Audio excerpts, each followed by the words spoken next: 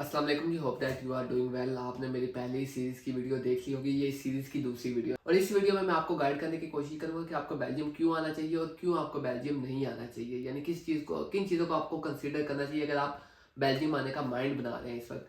तो इस वक्त मेरे लैपटॉप की स्क्रीन पर मेरे पास चंद पॉइंट्स लिखे हुए, मैं वो आपके साथ शेयर कर देता हूँ। सबसे पहली चीज़ जो आपको यूरोप में बेल्जियम आने पर कन्विंस करती है वो ये है कि यहाँ की क्वालिटी ऑफ एजुकेशन जो सी है वो वर्ल्ड क्लास स्टैंडर्ड की है, यानी जो आप पढ़ेंगे वो इंडस्ट्री लेवल का पढ़ेंगे। यानी यहाँ पे दुनिया की जो टॉप की यूनिवर्सिटीज़ हैं वो है, जो इनकी मशहूर तरीन यूनिवर्सिटीज़ हैं उनमें KU लीवन आप देख सकते हैं, उसकी रैंकिंग आप गूगल पे जाके चेक करें, आप VUB की रैंकिंग जाके चेक करें। इसके अलावा गेंट यूनिवर्सिटी यहाँ की बहुत मशहूर यूनिवर्सिटी है। ये तीन यूनिवर्सिटीज जो सी है इनकी रैंकिंग आप खुद जाके रिसर्च कीजिएगा। उसके बाद जो लाइफ स्टैंडर्ड है यहाँ पे बेल्जियम के अंदर वो बहुत अच्छा है, यानी यहाँ पे पब्लिक ट्रांसपोर्ट अच्छा है, यहाँ पे आपको इंफ्रास्ट्रक्चर अच्छा मिलेगा, यहाँ पे आपको एक अच्छी कम्युनिटी में बैठने का मौका मिलेगा। और जो तीसरी बड़ी वजह यहाँ आने की है कि यहाँ के लोग इंग्लिश को बहुत अच्छी तरह समझ लेते हैं, यानी इतनी अच्छी तरह इंग्लिश भी नहीं समझते, लेकिन एटलीस्ट यूरोप के मुस्लिम ममालिक के अंदर आपको जहाँ पे लैंग्वेज बैरियर पेश आता है वो आपको यहाँ पे एटलीस्ट इतना ज़्यादा नहीं आता कि आप अगर किसी से इंग्लिश में कम्युनिकेट करेंगे तो वो 80-90% चांसेस होते हैं कि वो आपको रिस्पॉन्स करेगा। जो यहाँ की यूथ है वो तो इजीली इंग्लिश बोल लेती है, लेकिन जो यहाँ की ओल्ड जनरेशन है उनके लिए थोड़ी सी परेशानी बनती है, यानी जो आपके लैंडलॉर्ड्स होंगे, लेकिन उसके लिए भी अलबत्ता बंदा ट्रांसलेटर यूज कर लेता है। तो लैंग्वेज बैरियर भी एक पॉइंट है जो आपको कंसीडर करना चाहिए। उसके अलावा आपको शेंजन जोन की असेस मिलती है, यानी आप 26-27 कंट्रीज जो शेंजन जोन की है उनमें वीजा फ्री जोन है ना वो ट्रेवल कर सकते हैं, इंटरनेशनल एक्सपोजर ले सकते हैं, मुख्तलिफ कौमों को देख सकते हैं, आपको पता चलेगा कि दुनिया कहाँ पहुंच गई है और हम इस वक्त कहाँ पर है।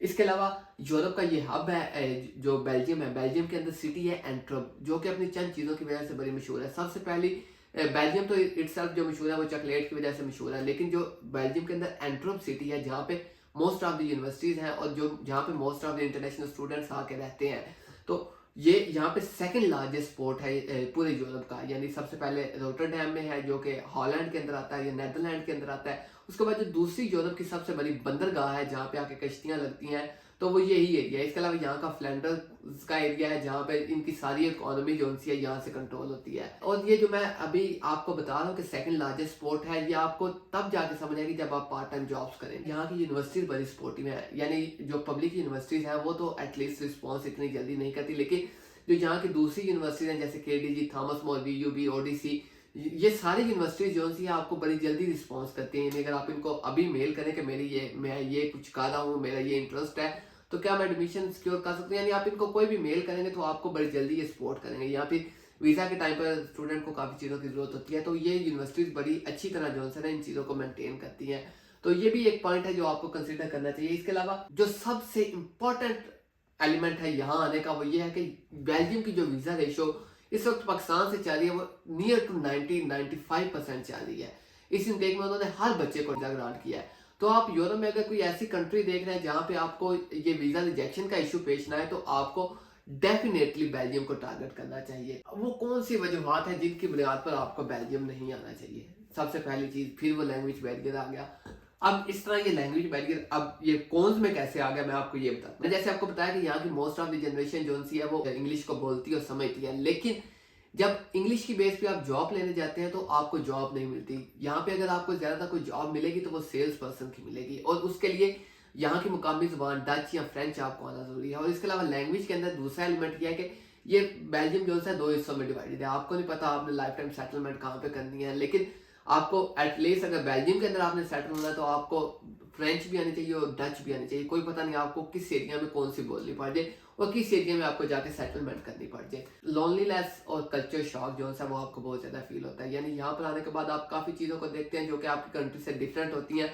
और जो सबसे इम्पोर्टेंट कौन है वो किसी भी यूरोपियन कंट्री में चले जाए वो आपको तन्हाई का है, कि आपने तन्हा रहना है, तन्हा सब कुछ करना है, अकेले आप पैदा हुए हैं, अकेले ही आपने मरना है और अकेले ही यहाँ पे आपने सब कुछ करना है। कोई आपका दोस्त नहीं, कोई आपका रिश्तेदार नहीं, कोई आपको सपोर्ट करने वाला नहीं, कोई आपके इमोशंस की कदर करने वाला नहीं, आप खुद ही अपनी इमोशंस की कदर करने वाले हैं। तो अगर आप कुछ इस तरह के हैं कि आप अपने ऊपर कंट्रोल नहीं है आपका, तो फिर आपको डेफिनेटली किसी भी यूरोपियन कंट्री को टारगेट नहीं करना चाहिए। आपको लगता है कि मेरे दोस्त वहाँ पे होंगे, लेकिन दोस्त भी जो होते हैं वो अपनी अवेलेबिलिटी देखते हैं कि आज मेरी कोई शिफ्ट है या नहीं। आप पड़े बिस्तर के ऊपर बीमार होंगे लेकिन आपके दोस्त आपका पता करने नहीं आएंगे। तो ये भी एक चीज़ आपको लाजमी कंसीडर करनी चाहिए, जो कि मैं अभी आके यहाँ पे फेस कर रहा हूँ। इसके अलावा फाइनेंशियल प्रेशर बच्चे के ऊपर बहुत ज़्यादा हो जाता है, क्योंकि जो इसका आपको बजट होता है ना वो बहुत ज़्यादा हाई है। यानी फाइनेंशियल में अगर मैं बात करूँ तो आपको यहाँ पे जो कॉस्ट ऑफ लिविंग है वो बहुत हाई है, लेकिन ये मैं आपको क्लियर कर देता हूँ कि कॉस्ट ऑफ लिविंग यहाँ रह के मैनेज करना कोई मुश्किल बात नहीं, ईजिली बंदा मैनेज कर लेता है। लेकिन उसके साथ जो ट्यूशन फीस है उसका एलिमेंट बंदे को देखना चाहिए कि यहाँ की जो ट्यूशन फीस है वो तकरीबन जो कुछ यूनिवर्सिटी जैसे केडीजी की मैं अगर बात करूँ तो 9,500 यूरो उन्होंने फीस कर दी है इस दफ़ा।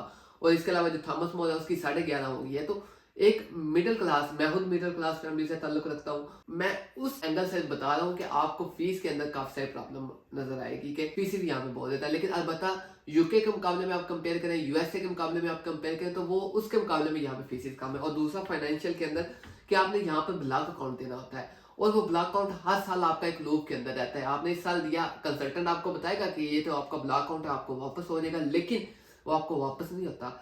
यानी पहले साल आपने दिया, आपको वापस मिल गया, फिर आपने दूसरे साल ब्लॉक अकाउंट फिर देना है, फिर आपका वीज़ा रिन्यू होगा, तीसरे साल फिर ब्लॉक अकाउंट देना है, फिर वीज़ा रिन्यू होगा। और अगर आप पोस्ट स्टडी वीज़ा के ऊपर जाते हैं तो पोस्ट स्टडी वीज़ा के ऊपर भी आपको ब्लॉक अकाउंट देना पड़ेगा, फिर जाके आपका वीज़ा रिन्यू होगा।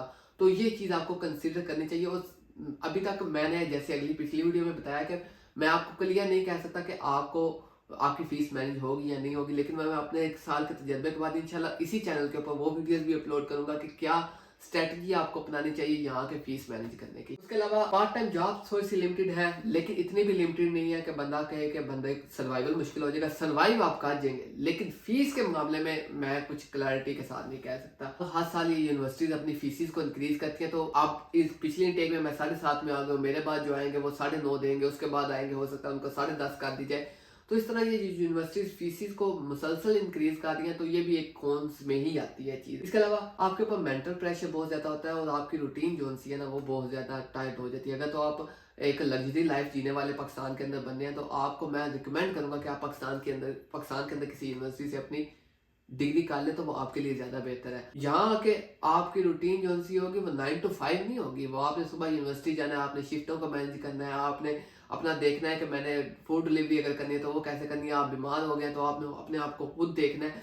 यानी आपकी एक स्ट्रेसफुल लाइफ हो जाती है कि आपने कुकिंग खुद करनी है, आपने सब कुछ ईच एंड एवरीथिंग आपने खुद करनी है। आप अपने बॉस आप खुद होंगे, जो कुछ करेंगे आप खुद करेंगे, अपने लिए करेंगे। तो इन चीज़ों को आपको कंसिडर करना चाहिए। तो अब मैं अगर अपनी वीडियो का खुलासा पेश करूं तो आपको डेफिनेटली बेल्जियम आना चाहिए, लेकिन आपको ये चीज़ ध्यान में रखनी चाहिए कि आपको एक तूफान के लिए तैयार होकर आना पड़ेगा। यहाँ आते सारी आपको इतने चैलेंजेस फेस होंगे इनिशियली जिनके अंदर आपको सर्वाइव करना होगा। तो अगर आपके अंदर सर्वाइवल की हिम्मत है और आप चाहते हैं कि मैं कर लूँगा, तो फिर आपको डेफिनेटली बेल्जियम होना चाहिए। फिर आपको किसी चीज़ के बारे में नहीं सोचना चाहिए कि मैं क्या करूँगा, आपको अपने ऊपर यकीन होना चाहिए कि मैं कर लूँगा। तो ये मोटिवेशन आपको लेकर आनी पड़ेगी। बाकी अल्लाह की ज़ात आसानियाँ पैदा फरमाए आपके लिए भी मेरे लिए भी। अपने आप को भी दुआओं में याद रखें और अपनी दुआओं में मुझे भी लाजमी याद रखिएगा। इंशाल्लाह इससे अगली जो वीडियो होगी मैं आपको डॉक्यूमेंटेशन के ऊपर बताऊंगा कि आपको बेल्जियम के वीज़ा के लिए कौन से डॉक्यूमेंट्स चाहिए और कहाँ से उनको पोस्टाइल या अटेस्टेशन करवाना है।